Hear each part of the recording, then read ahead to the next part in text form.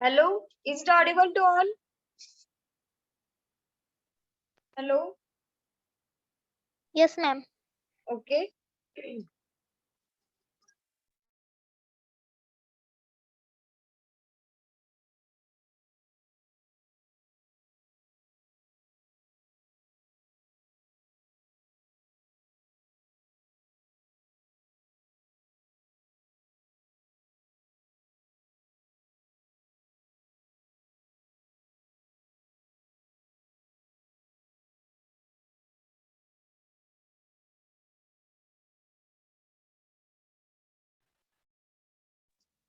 आणि मी hello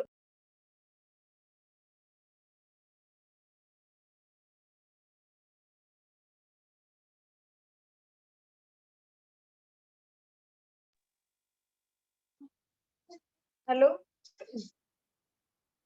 okay. So last lecture, what we have seen?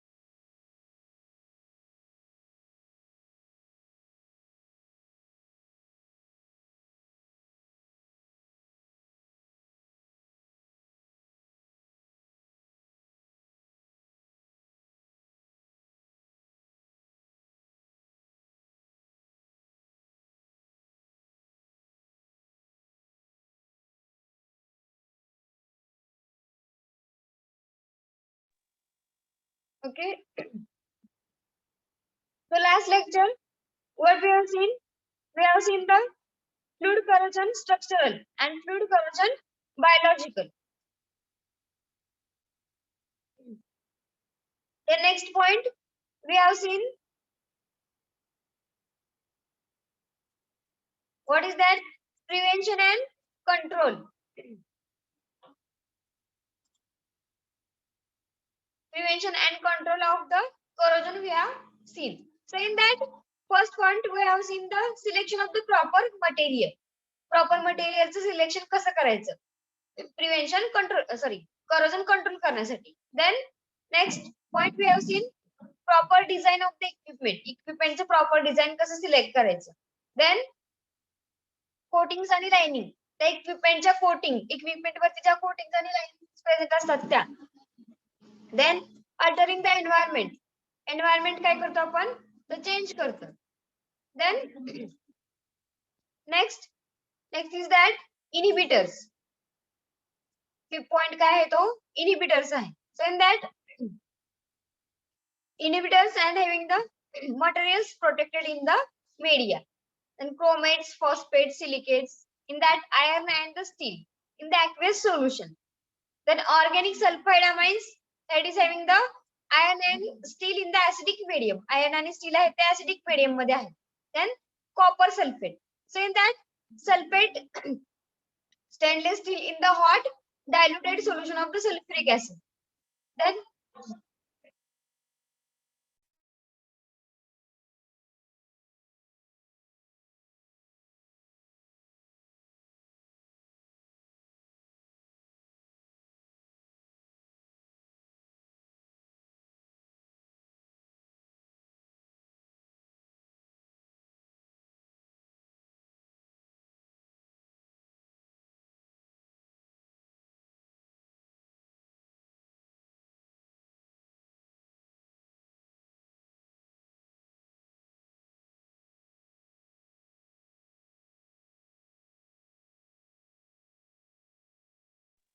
So next point we have seen the cathodic protection. Then in that cathodic protection, sacrificial anode method is there and impressed EMF method is there. So in that sacrificial anode method आपण काय केलं होतं ह्याच्यामध्ये तर ते जे anodes आहेत ते काय केले ते इलेक्ट्रिकल कॉन्टॅक्ट ठेवला होता. So which are kept in the electrical contact with the metal to be protected. So metal आपल्याला प्रोटेक्ट करायचं आहे म्हणजे काय तर cathode. So the anodes are the sacrificed and since it goes into the solution and ते काय होतात solution मध्ये पोहोचतात. So for the protection of iron and the steel tank. आता आपल्याला काय करायचं आहे iron आणि steel tank चं प्रोटेक्शन करायचं आहे. So the metals such as zinc, manganese, aluminum and the alloys, these are used as a sacrificial anodes. Then in that impressive EMF method, here is the cathode is there, then anodes are present in that electrolytic solution. These are put into the electrolytic solution. So the metal container which is to be protected. So the anode is there. So it is also known as the applied current system. That is external voltage is impressed between the tank and the electrodes. आपण काय केलेलं आहे याच्यामध्ये impressed EMF method मध्ये तर external voltage आहे ते काय केलेलं आहे तर टँक आणि इलेक्ट्रोड मध्ये काय केलेलं आहे तर अप्लाय केलेलं आहे. सो मग तो जो निगेटिव्ह टर्मिनल आहे power सप्लायचा which is connected to the metal to be protected. So the galvanic effect which is avoided. तो जो galvanic effect आहे तो काय करतो आपण अवॉइड करतो and the anode is maintained at a positive आणि anode काय होतं पॉझिटिव्ह मध्ये मेंटेन राहतं. So we have seen the anodic protection, last point. Then today we have to see the new point, that is ferrous metals. So what is that ferrous metals? Ferrous metals बघा कोणते कोणते आहेत. So iron metal is one of the most widely used materials for the construction of the plant. आता pharmaceutical plant किंवा equipment आहेत जे pharmaceutical equipments असतात त्याच्यामध्ये आयर्न हा जो मेटल आहे तो काय केला जातो तर मोस्ट वाईडली किंवा जास्त प्रमाणामध्ये काय करतो आपण तो जो मेटल आहे तो यूज करतो कशासाठी तर for the construction of plant म्हणजे इक्विपमेंट डिझाईन साठी किंवा इक्विपमेंट कन्स्ट्रक्ट करण्यासाठी. कशामुळे आपण तो यूज करतो जास्त प्रमाणामध्ये तर because of its mechanical strength. त्याची मेकॅनिकल स्ट्रेंथ कशी असते आयर्नची सगळ्यांना माहित असेल तर जास्त असते त्याची मेकॅनिकल स्ट्रेंथ म्हणून काय करतो आपण ते यूज करतो.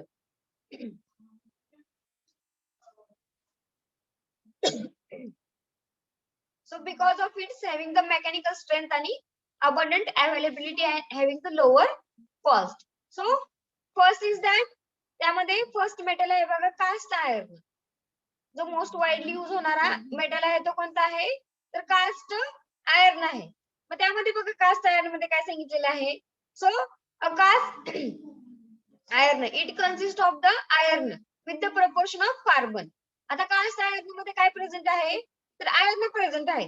So which is having the proportion of carbon. ह्यामध्ये कार्बनचं प्रपोर्शन आहे beyond 1.5%. Then the properties of iron it depend on the amount of carbon present in it. आता त्या ज्या आयर्नच्या ज्या प्रॉपर्टीज आहेत त्या कशावरती डिपेंड आहेत बघा. So it can depend on the amount of carbon which is present in it.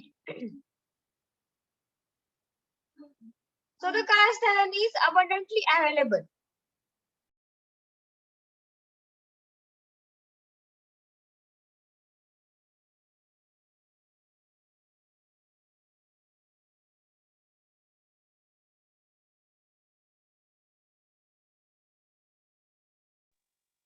So in that cast iron काय करतो आपण abundantly available असतो. So which is inexpensive and thereby widely used.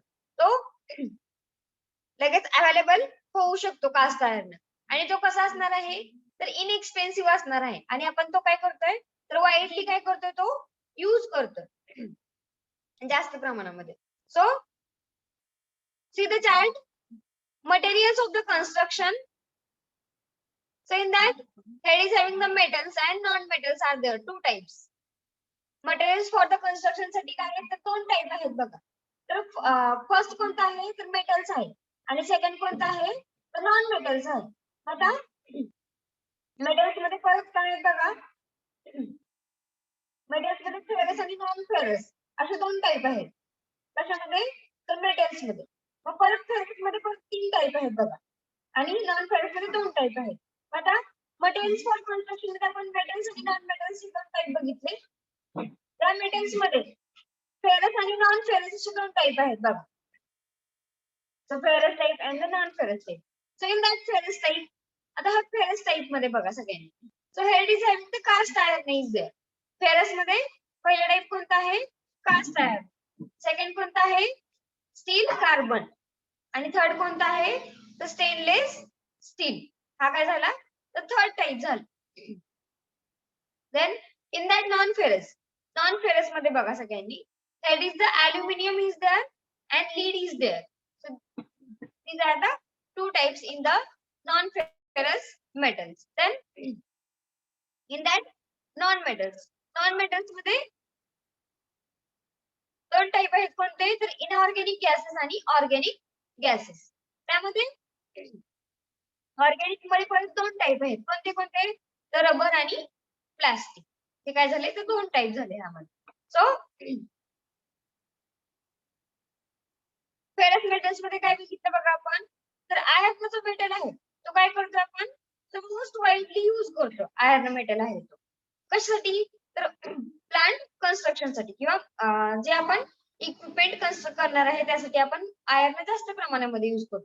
तर काय यूज करणार आहे आपण आयर्न तर त्याची मेकॅनिकल स्ट्रेंथ मुळे because of it mechanical strength abundant availability and having the lower cost. So in that first type आहे त्याचा कोणता तर कास्ट आयर्न हा पहिला टाइप झाला. पण त्या कास्ट आयर्न मध्ये so this cast iron it consist of iron.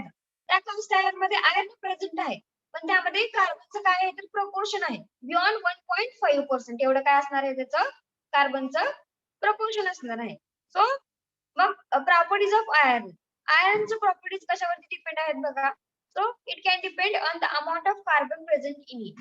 पण तो जो कार्बनचा जो अमाउंट आहे तर त्याच्यामध्ये काय आहे तर त्या प्रॉपर्टीज काय आहेत ते डिपेंड आहे. So the cast iron which is abundantly available. तो जो कास्ट आयर्न आहे तो काय झाला अबंडंटली अवेलेबल आहे म्हणजे जास्त प्रमाणामध्ये अवेलेबल असतो. So it is inexpensive. तो कसा आहे कमी खर्चामध्ये आपण तो अवेलेबल होऊ शकतो अँड देअरफॉर वाईडली यूज म्हणून तो जास्त प्रमाणामध्ये आपण यूज करतो for the construction of the plant. So here is one chart is there materials of the construction. So in that metals and non-metals there are two types. So in that metals there is a ferrous and the non-ferrous type. So in that ferrous type there are three types. First is what cast iron, second is steel carbon and third is what stainless steel. Then in that non-ferrous metal non-ferrous मध्ये परत दोन type आहेत कोणते कोणते तर head is the first is aluminium is there and second is lead is there. So in that non-metals there is a inorganic gases and there is a organic gases. आता त्यामध्ये inorganic gases आणि organic gases त्यामध्ये head is having the organic मध्ये rubber and the plastic. So these are the two types are there. Then we have to see the advantages for the cast iron. The simple advantages are there. To see that the cast iron is cheap. ते कसं आहे तर cheap आहे easily आपण bye करू शकतो किंवा purchase करू शकतो. Then it is resistant to the concentrated sulfuric acid, nitric acid and the dilute alkalis. आता जो कास्ट आयर्न आहे तो रेजिस्टंट आहे. तर कशाला रेजिस्टंट आहे बघा तर concentrated sulphuric acid H2SO4 HNO3 and the dilute alkali साठी तो रेजिस्ट करतो त्यांना. म्हणजे काय करतो तर त्याच्यावरती जास्त करोजन काय होणार नाही त्यामध्ये तर डेव्हलप होणार नाही कास्ट आयर्न वरती. जरी त्यामध्ये आपण सल्फ्युरिक ऍसिड नायट्रिक ऍसिड किंवा डायल्यूट अल्कली जरी आपण त्यामध्ये ऍड केले त्या कास्ट आयर्न मध्ये तरी पण त्याच्यावरती इफेक्ट होत नाही. म्हणजे हा काय झाला तर रेजिस्टन्स डेव्हलप झाला त्याच्यामध्ये. So the cast iron has the low thermal conductivity. आता कास्ट आयर्न जी कंडक्टिव्हिटी आहे ती कशी आहे, तर थर्मल कंडक्टिव्हिटी आहे ती लो असणार आहे. So we have to see the disadvantage. So what are the disadvantage? So the cast iron is very hard and brittle. तो जो कास्ट आयर्न आहे तो कसा आहे बघा, तर त्याचा डिसएडव्हान्टेज आहे की तो हार्ड पण आहे आणि तो ब्रिटल पण आहे. म्हणजे तो ठिसूळ आहे, लगेच काय होऊ शकतो, फुटू शकतो. So the cast iron which is attacked by the sulphuric acid. आता याच्यामध्ये बघा, तो जो कास्ट आयर्न आहे त्याच्यावरती अटॅक होतोय कशाचा, सल्फ्युरिक ऍसिडचा, डायल्यूट नायट्रिक ऍसिडचा, as well as concentrated hydrochloric ऍसिडचा. सो HCl चा पण ह्यावरती थोड्याफार प्रमाणामध्ये काय होऊ शकतो, तर अटॅक होऊ शकतो. Then cast iron has the thermal conductivity, त्याच्यावरती काय आहे, थर्मल कंडक्टिव्हिटी आहे त्याच्यामध्ये. So these are the advantages and disadvantages for the cast iron. Then we have to see the use. So what is the use? So it supports for the plant. हा काय होतो याचा, तर हा plant साठी support करतो. Then jackets of the steam pan. Cast आयर्नचा use कशासाठी आहे बघा, तर स्टीम पॅन मध्ये आपण जॅकेट म्हणून त्याचा यूज करू शकतो. So all of you seen that evaporator, steam jacketed evaporator. So this jacket which is made up of the cast iron. ते जॅकेट कशापासून प्रिपेअर केलेलं आहे, तर कास्ट आयर्न पासून ते प्रिपेअर केलेलं आहे. Then next, linings with the enamel, plastic or the suitable protective material. Then linings म्हणून काय करू शकतो आपण, तर त्याचा यूज करू शकतो कशामध्ये, तर विथ एनामल, प्लास्टिक और सुटेबल प्रोटेक्टिव्ह मटेरियल म्हणून त्याचा यूज होतोय. कशाचा, तर कास्ट आयर्नचा. Then modifications of the cast iron. आता कास्ट आयर्न मध्ये काय केलेले आहेत बघा, तर मॉडिफिकेशन्स केलेले आहेत वेगवेगळे. So this cast iron it is not considered corrosion resistant. आता तो जो कास्ट आयर्न आहे तो आपण करोजन रेजिस्टन्स कन्सिडर करू शकत नाही त्याला. So the characteristics of the cast iron it can be altered. आता त्याचे कास्ट आयर्नचे जे कॅरेक्टरिस्टिक आहेत ते काय करतो आपण, तर अल्टर करतो किंवा चेंज करतो bye alloying with other elements. आता आपण काय करतो, तर त्या कास्ट आयर्नचं अलाइन करतो सोबत, अदर मटेरियल सोबत तो जो कास्ट आयर्न आहे मिक्स करतो आपण. त्याच्यात silicon, nickel and the chromium त्यासोबत काय होणार आहे, तो जो कास्ट आयर्न आहे तो काय होणार आहे, तर अल्टर होणार आहे. कोणत्या एलिमेंट सोबत बघा, तर सिलिकॉन, निकेल आणि क्रोमियम सोबत. तो आपण काय केलं कास्ट आयर्न मध्ये, तर मॉडिफिकेशन केलं. म्हणजेच आपण त्याचे जे कास्ट आयर्नच्या प्रॉपर्टीज आहेत किंवा कॅरेक्टरिस्टिक आहेत त्या काय केल्या, आपण अल्टर केल्या किंवा चेंज केल्या. तर ते कशा चेंज करणार आपण, तर अलाय केलं by alloying with the other elements such as silicon, nickel and the chromium. Then next, here is the chart is given. So we have to see that. So here it is having the first types of cast iron. Here it is having the composition is there. So this is the composition. Then here it is having the property. And here it is having the disadvantages. So first all of you see that here is the gray cast iron. So this is the gray cast iron. So here it is having the carbon silica. Grey cast आयर्नचं composition काय आहे, तर carbon silica असणार आहे.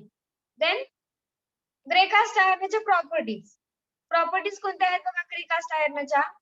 So it is having the low cost, then easy to cast into intricate shapes. आपण काय करू शकतो, हा जो ग्रे कास्ट आयर्न आहे तर त्याचा शेप आपण इझिली चेंज करू शकतो.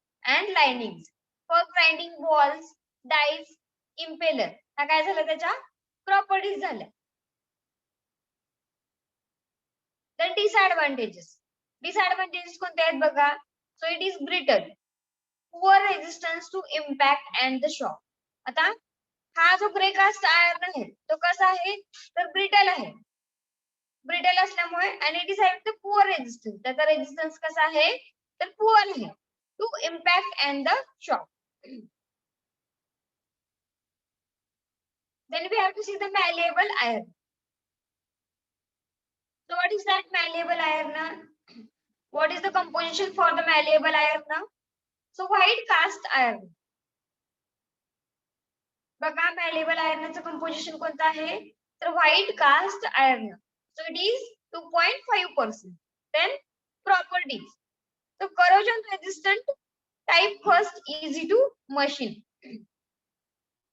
हे काय तर corrosion resistance आहे आणि type first, it is easy to machine.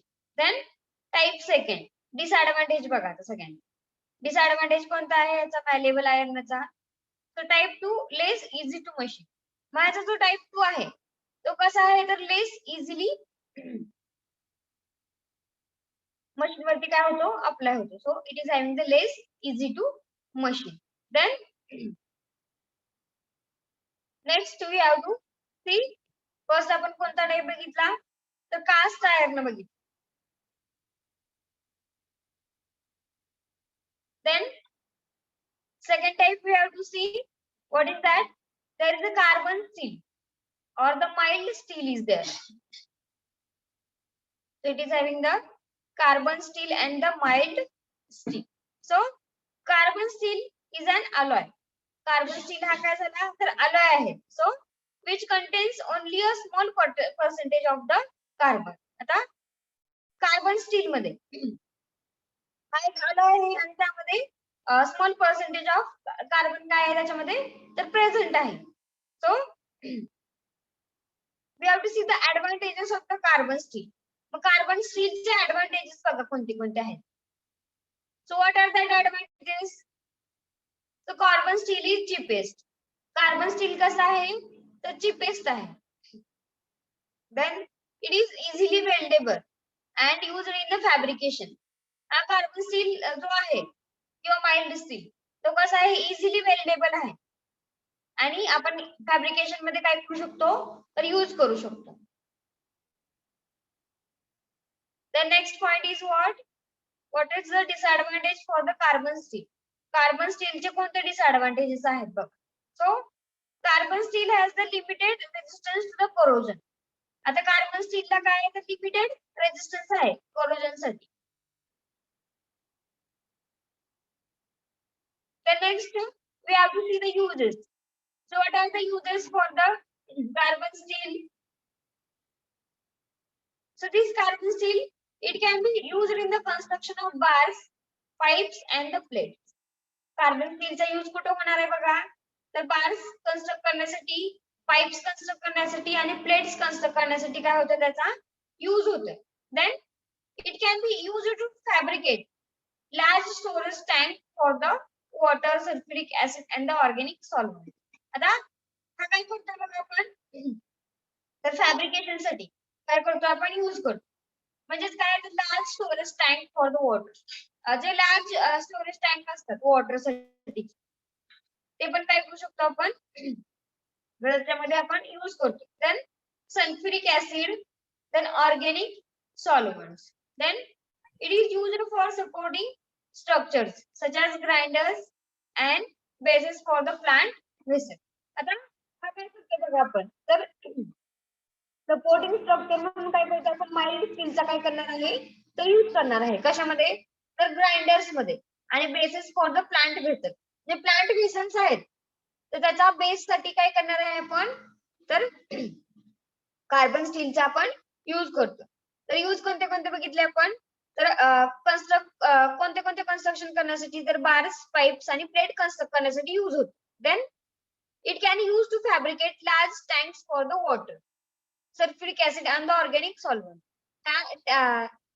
Sulphuric acid organic solvent हे लार्ज स्टोरेज टँक साठी काय करतो आपण किंवा वॉटर हे स्टोअर करण्यासाठी सल्फ्युरिक ऍसिड, ऑर्गॅनिक सॉल्व्हंट आणि वॉटर स्टोअर करण्यासाठी आपण काय करणार आहे तर लार्ज टँक मध्ये काय करतोय तर आपण लार्ज टँक प्रिपेअर करण्यासाठी काय करतोय माइल्ड स्टीलचा किंवा कार्बन स्टीलचा काय करतोय तर यूज करतोय. देन सपोर्टिंग स्ट्रक्चर म्हणून काय होतंय तर त्याचा कार्बन स्टीलचा यूज होतोय कशामध्ये तर ग्राइंडर्स मध्ये आणि basis for the plant vessels साठी काय होतं त्याचा यूज होतो. Then we have to see the variants of the carbon steel. आता कार्बन स्टीलचे व्हॅरियंट्स आहेत बघा, 4 व्हॅरियंट्स आहेत.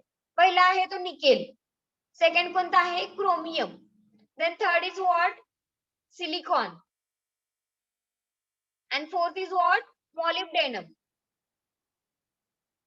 Then first we have to see the nickel, so that is formula for that, that is in short we can write down Ni. So it can improve the toughness. आता nickel आहे तो काय करतोय बघा, तर टफनेस आहे तो काय करणार आहे, तर इम्प्रूव्ह करणार आहे त्या कार्बन स्टीलचा. Then corrosion resistance and low temperature properties, हा काय आहे बघा, तर करोजन रेजिस्टन्स आहे, हा करोजन रेजिस्ट करू शकतो किंवा करोजन ह्यामध्ये डेव्हलप होत नाही, करोजनला रेजिस्ट करतो तो. And having the low temperature properties, त्याच्या टेम्परेचर प्रॉपर्टीज कशा आहेत, तर लो आहेत. Then second is what chromium, क्रोमियमचं काय हे असणार आहे बघा, so it can increases the hardness. Chromium काय करतोय, तर हार्डनेस इन्क्रीज करतोय. Then more abrasive resistance and resistance to the oxidation. आता हा जो क्रोमियम आहे तर बघा हार्डनेस काय करतो, इन्क्रीज करतो, आणि हा काय आहे तर मोर एब्रेसिव्ह रेजिस्टन्स सबस्टन्स आहे क्रोमियम आहे तो, आणि ऑक्सिडेशनला तो काय करतोय तर रेजिस्ट करतोय किंवा ऑक्सिडेशनला त्याचा रेजिस्टन्स काय होणार आहे, तर ह्या क्रोमियमचा डेव्हलप होणार आहे. Then third variant is what? Third variant is silicon. So in that silicon also increases the hardness. आपण काय करतोय, क्रोमियम सारखाच हार्डनेस काय करणार आहे, इन्क्रीज करणार आहे. So it is the more abrasive resistance and resistance to the oxidation. Same क्रोमियमचे आणि सिलिकॉनचे युजेस आहेत कोणते कोणते, तर हार्डनेस इन्क्रीज होणार आहे आणि एब्रेसिव्ह रेजिस्टन्स आहे तो काय होतोय, it is having the more abrasive resistance and it is having the resistance to the corrosion. Corrosion ला resistance आहे याचा, sorry oxidation. It can having the resistance to the oxidation. Then fourth type is what, molybdenum.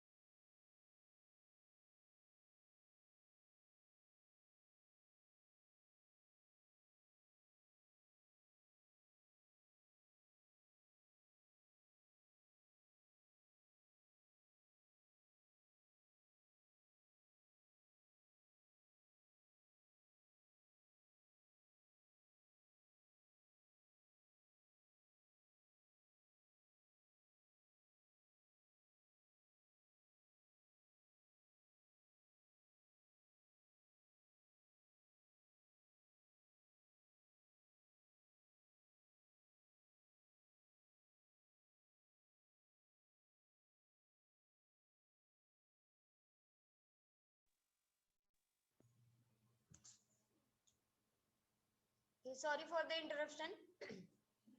So हा जो molybdenum आहे तो काय provide करतो बघा, तर तो स्ट्रेंथ प्रोव्हाइड करतो ऍट एलिव्हेटेड टेम्परेचरला.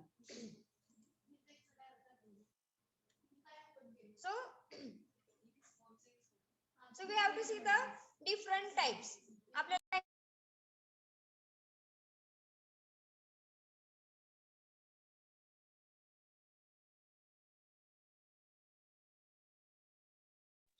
बघा आपल्याला काय करायचं आहे, त्याचा डिफरंट टाइप बघायचे आहेत. Different types and the alloys of the carbon steel. Carbon स्टीलचे डिफरंट टाइप आणि अलाइज कोणते कोणते आहेत कार्बन स्टीलचे. So in that head is having the variety of carbon steel. here it is the composition and here it is the advantages are there. So we have to see the first type. So what is that first type?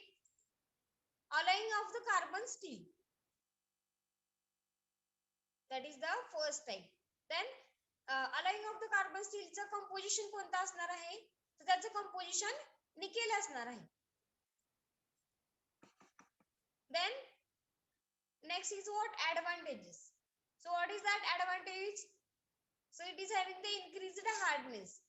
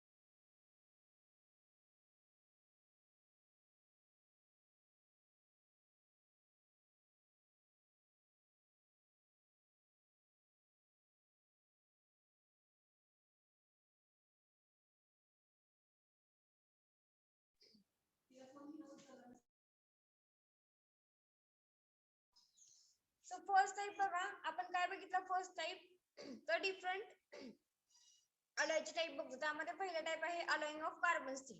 त्यामध्ये carbon स्टीलचं composition कोणतं आहे तर nickel हे composition असणार आहे carbon स्टीलचं. So advantage बघा कोणता आहे त्याचा तर तो काय करतोय तर हार्डनेस काय करतोय इनक्रीज करतो. Then it is having the high corrosion resistance.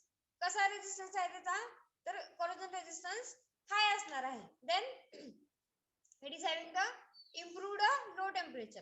Temperature कसं होतं याचं तर इम्प्रूव्ह होते. So it is having the improved low temperature properties. Then next type बघा alloying with the silicon chromium. आता ह्याच्यामध्ये काय करतो आपण तर हा सेकंड टाइप आहे alloying with silicon chromium. Then here is having the composition there is a nickel and the chromium composition is there for the allying with the silicon chromium. So it is having the advantages. So what are the advantages? advantages बघा कोणते कोणते आहेत ह्यामध्ये तर abrasion resistant then corrosion resistant and resistant to the oxidation. हे काय असणार आहे त्याचे तर advantages असणार आहेत. सो आपण फेरस आणि फेरस मेटल्स मध्ये दोन टाइप बघितले.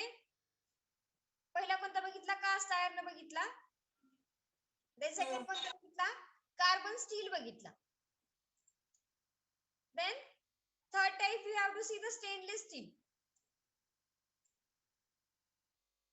So in that stainless steel so this stainless steel it is an alloy of the iron. हा स्टेनलेस स्टील आहे तो काय आहे तर अलॉय आहे कशाचा तर आयर्नचा. So it contains the chromium and the nickel. आता स्टेनलेस स्टीलचं कंपोजिशन बघा कोणतं कोणतं आहे तर ह्याच्यामध्ये स्टेनलेस स्टीलच्या कंपोजिशन मध्ये क्रोमियम आणि निकेल प्रेझेंट आहे. So which makes the steel corrosion resistant. आता क्रोमियम आणि निकेल ह्यामध्ये प्रेझेंट असल्यामुळे ते काय करतात बघा, तर करोजन रेझिस्टंट स्टीलला काय करतात, तर करोजन रेझिस्टंट बनवतात. त्यामध्ये म्हणजे त्या स्टील मध्ये, स्टेनलेस स्टील मध्ये करोजन काय होणार नाही, तर डेव्हलप होणार नाही. कशामुळे, तर क्रोमियम आणि निकेल प्रेझेंट असल्यामुळे. So the stainless steel, so which is stabilized by the addition of titanium. आता stainless steel आहे, तो कोण स्टॅबिलाइज करते बघा, तर it can be stabilized by the addition of titanium, niobium and the tantalum. आता stainless steel बघा कोण स्टॅबिलाइज करते, आपण कशाचे ऍडिशन करतो त्यामध्ये. So it can be stabilized by the addition of titanium, niobium or the tantalum.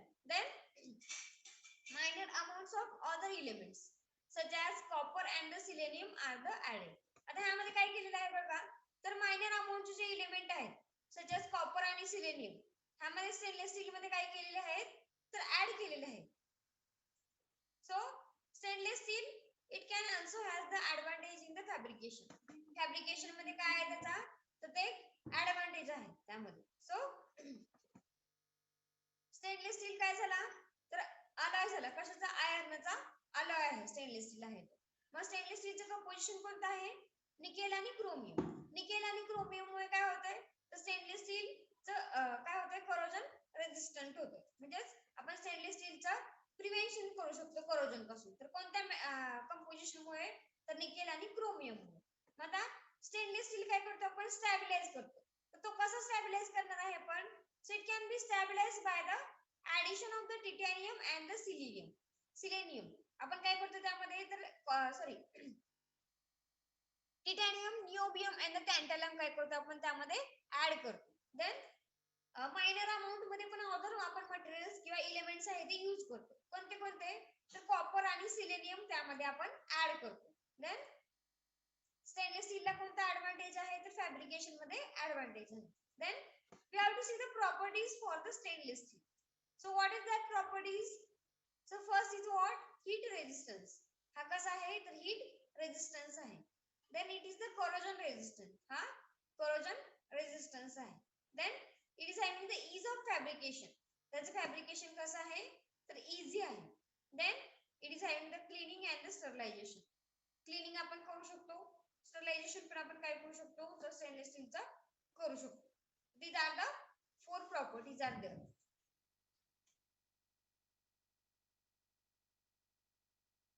Then we have to see the different types of stainless steel. आपल्याला काय बघायचे आहेत बघा, आता स्टेनलेस स्टीलचे डिफरंट टाइप्स बघायचे आहेत. So first type is what, martensitic. For example, that is type 410. Stainless स्टीलचा टाइप बघा कोणता आहे, फर्स्ट आहे तो martensitic, not martensitic, that is the martensitic. For example काय आहे, तर टाइप 410. So composition, martensitic चं composition बघा कोणतं आहे. So first is that chromium. Chromium किती आहे, तर 12 to 20% chromium is there. Then carbon. Carbon किती आहे, तर 0.2 to 0.4%. Then nickel. Nickel किती आहे बघा, तर अप टू 2.0% एवढा काय आहे, तर निकेल त्यामध्ये प्रेझेंट आहे. सो फर्स्ट टाइप कोणता बघितला आपण, तर मार्टेनसाइटिक. त्याच्यामध्ये एक्झाम्पल टाइप 410. त्याचं कंपोजिशन क्रोमियम किती पर्सेंट आहे, 12 to 20%. देन कार्बन किती पर्सेंट आहे, तर 0.2 to 0.4%. आणि निकेल किती प्रेझेंट आहे, तर nickel up to 2.0%. Then we have to see the advantages. So what are the advantages for the martensitic? So mildly corrosion resistant, atmospheric and the काय म्हणते, राधू थांब, माईक बी चालू करची, लेक्चर चालू आहे म्हणजे. who is unmuted?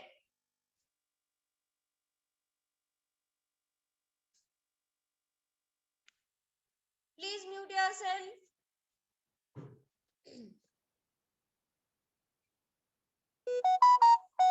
ठीक आहे, ऍडव्हान्टेज कोणते आहेत बघा. So it is having the resistant atmospheric and the organic exposures. Then disadvantages. आता ह्याचे डिसएडव्हान्टेज कोणते आहेत बघा. मार्टेनसाइटिक स्टेनलेस स्टीलचे. So ductility is poor. त्याची डक्टिलिटी कशी आहे तर पुअर आहे.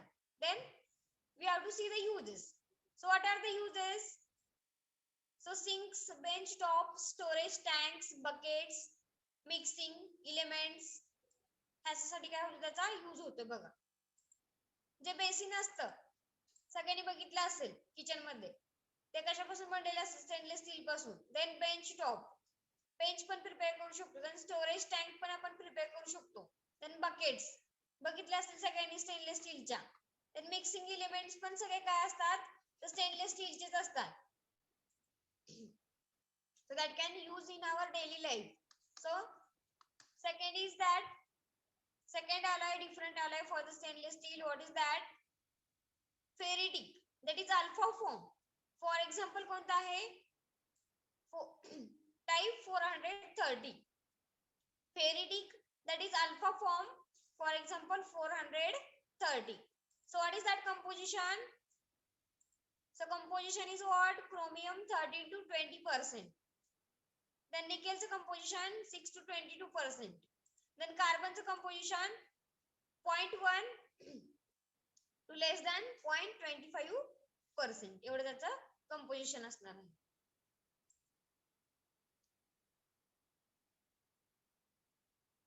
Then we have to see the advantages. So what are the advantages?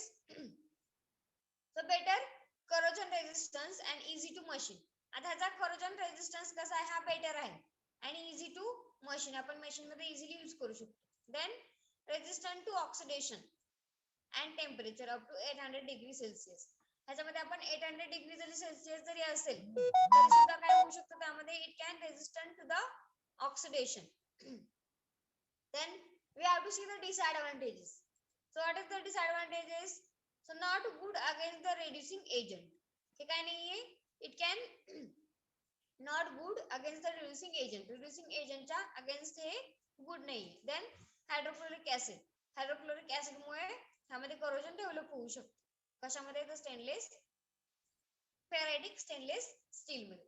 Then we have to see the uses. So what are the uses? So tower linings मध्ये काय करतो आपण त्याचा यूज करतो. Then baffles separated tower, heat exchanger मध्ये पण काय करतो आपण त्याचा यूज करतो स्टेनलेस स्टीलचा. आणि कंडेन्सर्स मध्ये आपण यूज करतो स्टेनलेस स्टीलचा. तर फ्रॅक्शनल डिस्टिलेशन मध्ये जो आपण कंडेन्सर यूज केला त्यामध्ये पण स्टेनलेस स्टीलचा यूज आहे. So that is about the ferrous metals. Ferrous metals मध्ये आपण तीन टाइप बघितले. पहिला कोणता बघितला कास्ट आयर्न बघितला. Then second we have seen the carbon steel, that is mild steel. त्यामध्ये व्हॅरियंट बघितले कार्बन स्टीलचे कोणते निकेल, क्रोमियम, सिलिकॉन आणि मॉलिब्डेनम हे चार व्हॅरियंट बघितले. देन थर्ड टाइप बघितला कोणता स्टेनलेस स्टील. स्टेनलेस स्टीलचे परत आपण डिफरंट टाइप बघितले कोणते कोणते तर मार्टेनसाइटिक for example 410. and second type what we have seen ferritic, that is alpha form, for example type 430. Then we have to see the another point, that is non ferrous metals. तो start करूया आपण non ferrous metals आहे तो. So see that non ferrous metals, aluminum is there. First type त्यामध्ये कोणता आहे तर aluminium आहे. मग so in day to day life मध्ये आपण काय करतोय the aluminium items are used. Aluminium काय करतो आपण तर यूज करतोय.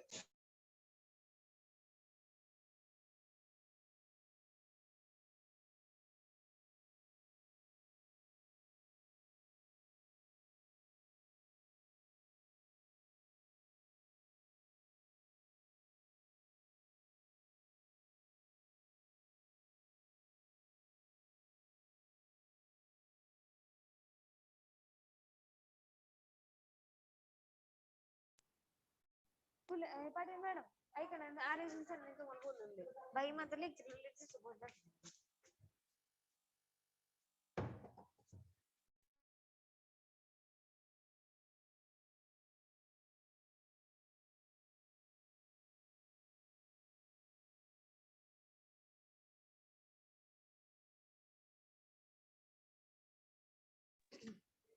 सो नॉन फेरस मेटल मध्ये आपण काय बघतो बघा तर ॲल्युमिनियम बघतो आणि आपण डे टू डे लाईफ मध्ये ॲल्युमिनियमचे जे वेगवेगळ्या ज्या वस्तू आहेत किंवा आपण काय करतो त्या ॲल्युमिनियमच्या तर ॲल्युमिनियम आपल्या डे टू डे लाईफ मध्ये आपण ॲल्युमिनियमचा यूज होत असतो सो ॲल्युमिनियम इज चीप तो कसा आहे तर चीप आहे इझिली अवेलेबल आहे किंवा आपण इझिली काय करू शकतो परचेस करू शकतो so aluminium is light in weight तो कसा आहे त्याचं वजन कमी आहे and it gives adequate mechanical strength तो काय करतो बघा तर adequate mechanical strength काय करतोय तर प्रोव्हाइड करतोय so in addition aluminum equipment can be easily fabricated आता आपण काय करतो बघा याच्यामध्ये तर aluminum जे इक्विपमेंट आहेत ते काय करतो आपण तर इझिली फॅब्रिकेट करू शकतो so aluminum can be strengthened by the cold working आता aluminum कसं स्ट्रेंथ केलेलं आहे तर कोल्ड वर्किंग थ्रू काय करतो आपण तो स्ट्रेंथ करतो so there maintenance and the cleaning is easy आता त्या अॅल्युमिनियमचं मेंटेनन्स आणि क्लिनिंग कसं आहे तर इझी असणार आहे so hence it is mostly recommended म्हणून आपण काय करतो त्याचं क्लिनिंग आणि मेंटेनन्स इझी असल्यामुळे आपण तो मोस्टली आपण काय करतो अॅल्युमिनियम रिकमेंड करतो यूज करतो so however the use of aluminum in the construction of the plant and the equipment is limited आता ह्याच्यामध्ये बघा अॅल्युमिनियमचा जो यूज आहे कन्स्ट्रक्शन मध्ये आणि प्लांटच्या कन्स्ट्रक्शन मध्ये आणि इक्विपमेंट मध्ये तर तो त्याचा यूज आहे तो कसा आहे तर लिमिटेड आहे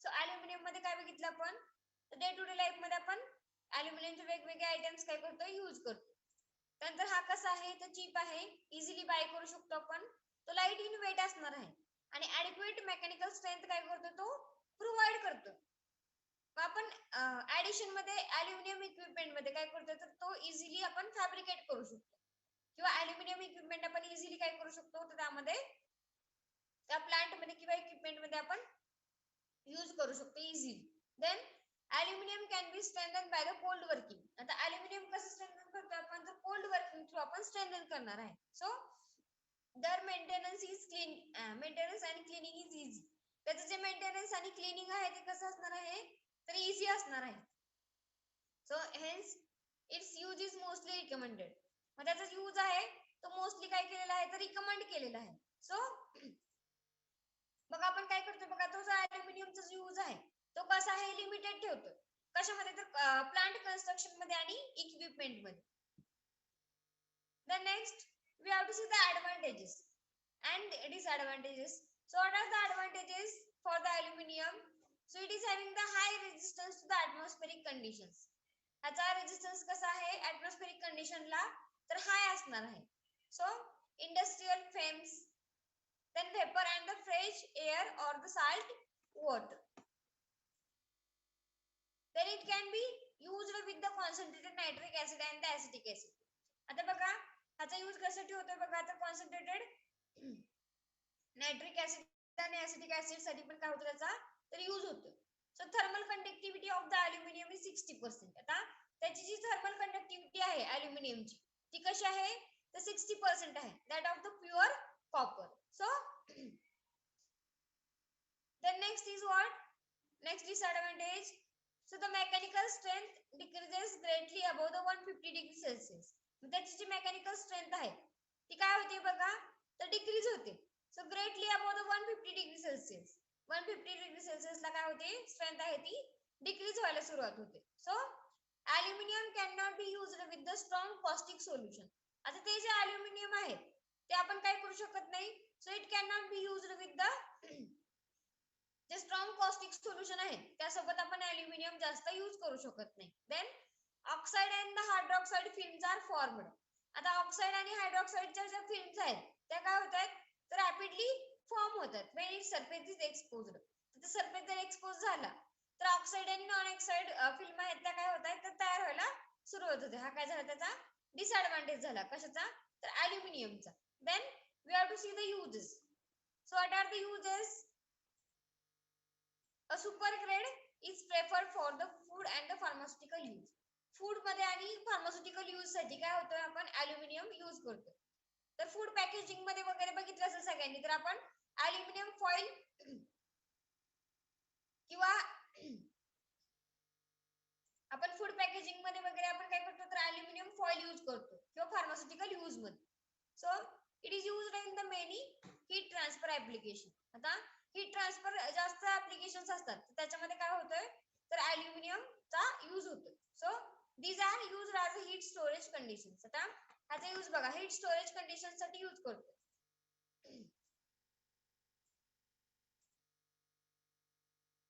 Then next see that point aluminum alloys and its modification. Aluminum चे alloys आणि त्याचे modifications. So see that a number of alloys available with the improved qualities and the mechanical properties. आता ह्यामध्ये जे number of alloys आहेत ते काय आहेत बघा तर available आहेत improved qualities मध्ये आणि mechanical properties मध्ये. Then aluminum alloys these are used in the construction of equipment. Aluminum alloys आहेत ते काय केले आपण तर इक्विपमेंटच्या कन्स्ट्रक्शन मध्ये आपण यूज केले and producing the medicinal substances. आणि medicinal substance काय करतात ते प्रोड्यूस करतात. So since aluminum does not affect the salt, aluminum salt वरती affect होत नाही. So aluminum alloys is toxic to the microorganisms. Aluminum alloys आहेत ते काय आहेत टॉक्सिक आहेत मायक्रोऑर्गॅनिझम साठी. म्हणजे मायक्रोऑर्गॅनिझम्स काय होऊ शकतात तिथे किल होऊ शकतात कशामुळे तर अल्युमिनियम अलॉयज मुळे.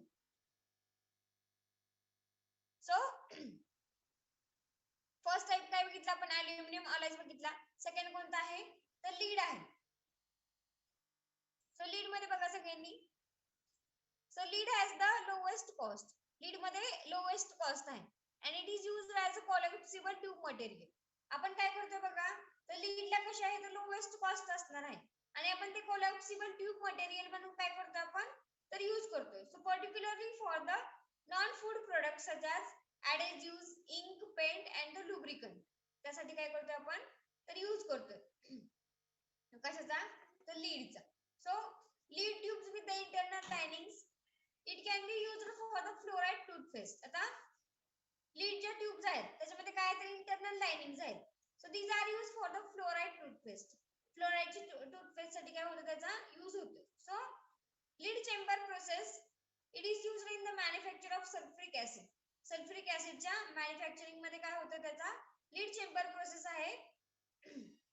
म्हणजे ज्या चेंबर मधून आपण सल्फ्युरिक ऍसिड पास करणार आहे जेव्हा आपल्याला मॅन्युफॅक्चर करायचं आहे सल्फ्युरिक ऍसिडचं तर आपण तिथे लीड चेंबर यूज करतो. म्हणजे लीड हा मेटल काय झाला तिथं यूज झाला सल्फ्युरिक ऍसिड मध्ये मॅन्युफॅक्चरिंग मध्ये. Then we have to see the disadvantages. So what are the disadvantages? So lead has the low melting point. त्याचा melting point कसा आहे तर लो आहे and hence possesses the poor structural qualities. ह्यामध्ये poor structural qualities आहेत. So it has the high coefficient of expansion. Then therefore temperature strength result in the permanent deformation in the pharmaceutical practice. आता यामध्ये काय होते बघा तर permanent deformation होते कशामध्ये तर फार्मास्युटिकल प्रॅक्टिस मध्ये. So lead has the little use. लीडला कसा आहे तर लिटल यूज आहे because the risk of contamination even in stresses produces the toxicity. आता लीडला लिमिटेड यूज किंवा लिटल यूज का आहे कारण की ह्याच्यामध्ये कॉन्टॅमिनेशन होऊ शकतं आणि त्यामुळे टॉक्सिसिटी काय होते तर डेव्हलप होऊ शकते. म्हणजे लीड का हा काय आहे तर टॉक्सिक अलॉय आहे किंवा मेटल आहे त्यामुळे काय होणार आहे तर टॉक्सिसिटी डेव्हलप होऊ शकते.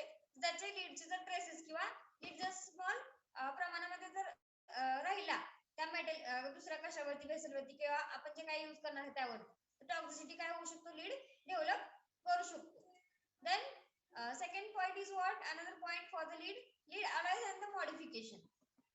So in that lead alloys with the superior performance qualities are to be established. So for example बघा acid, lead and the copper these are used in the chemical industries. हे काय करतो आपण तर chemical industries मध्ये काय करणार आहे त्याचा तर यूज करणार then silver and the copper. Silver आणि कॉपर काय इम्प्रूव्ह करतात बघा. So it can improve the corrosion resistance. Corrosion resistance ते काय करतात तर इम्प्रूव्ह करतात. Then improve the creep and the fatigue resistance. Then another point is what? Antimony, tin, arsenic. It can harden the steel melting point which is low. That is about the lead alloys and having the modifications are there. So next point आहे non metals. आपण तो next lecture ला बघूया. Non metals inorganic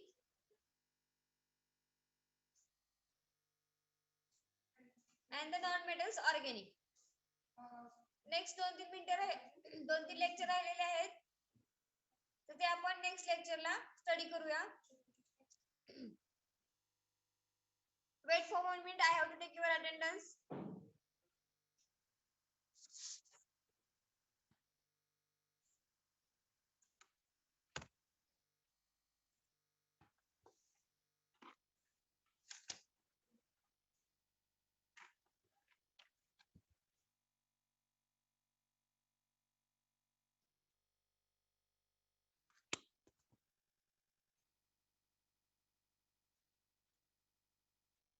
Roll number 1, 4, 11, 14,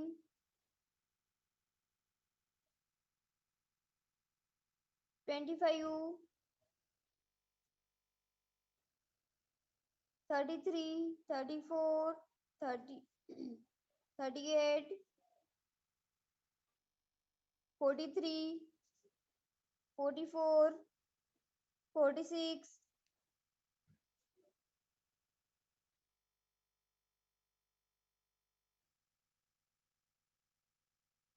58, 63, 70, 71, 74. ठीक आहे. Option numbers बघा सगळ्यांनी. Roll number 1, 4, 11, 14, 25, 33, 34, 38, 43, 44, 46, 58, 63, 70, 71 and 74. These are the absent numbers. From this anyone is there?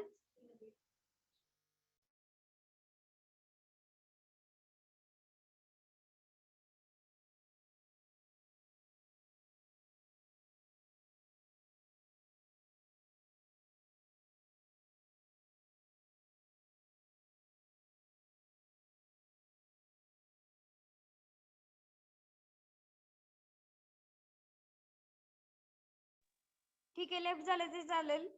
Next lecture कोणाचं असेल त्यांनी ते अटेंड करा सगळ्यांनी.